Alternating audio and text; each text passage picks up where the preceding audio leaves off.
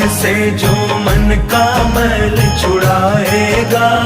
निर्मल मन के दर्पण में वह राम का दर्शन पाएगा। निर्मल मन के दर्पण में वह राम का दर्शन पाएगा। राम नाम के साबुन से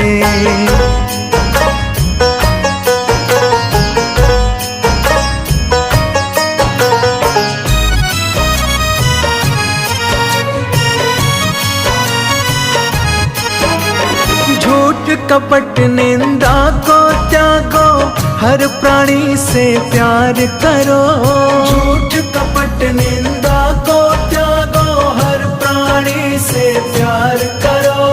घर पर आए अतिथि कोई तो यथाशक्ति सत्कार करो।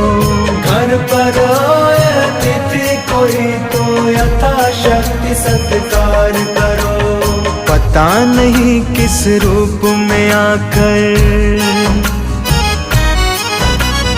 पता नहीं किस रूप में आकर नारायण मिल जाएगा।